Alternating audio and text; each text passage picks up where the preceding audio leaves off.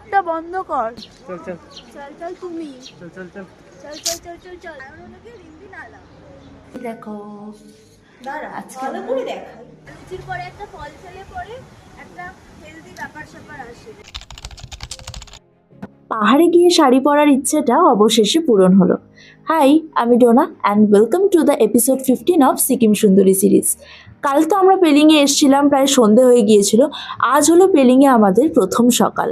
আর প্রথম সকালেই দেখো আমাদের হোটেলের ব্যালকনি থেকে ঝকঝকে কাঞ্চনজঙ্ঘা দেখা যাচ্ছে। খেয়ে যাচ্ছে, এই দেখো। দাঁড়া আজকে ভালো করে দেখাই।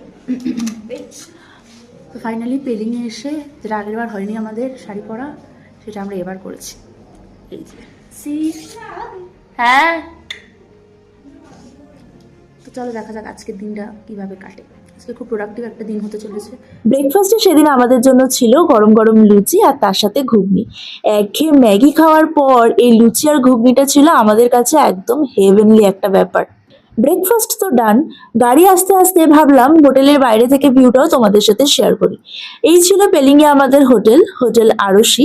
আর আরও একটা বেস্ট পার্ট কি ছিল জানো?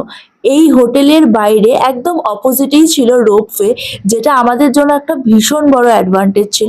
এরপর কাঞ্চনজঙ্ঘার ভিউ এনজয় করতে করতে রাস্তায় রিম্বি ওয়াটারফলস দেখে আমরা পৌঁছই আমাদের first destination, Rimbi river and orange garden.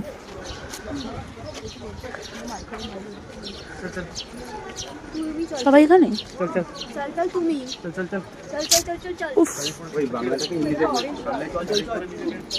দেখে নাম এখানে রিভার আছে। হয় না রিভার রিভার তুই হচ্ছে সেটা রিম্পি ওয়াটারফলসটা ছিল নালার মতো, ওই নালাটা না আরে তুমি নালাটা এই মুখটা বন্ধ কর। সায়ন ওনাকে রিম্পি নালা। হ্যালো অরেঞ্জ অরেঞ্জ চুরি করতে আইছি অরেঞ্জটা কোথায়? ব্যাগে নিয়ে বাড়ি যাবো এটা তো অরেঞ্জের সিজন নয়।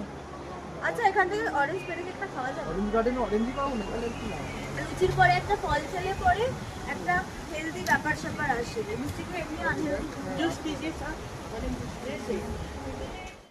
ওই যে ফাইনালি দেখা পাওয়া গেল রিম্বি রিভারের। আর এখানে তোমরা যখন ওপর থেকে নিচের দিকে নামবে তখন এরকম বিভিন্ন অরেঞ্জ জুসের দোকান দেখতে পাবে।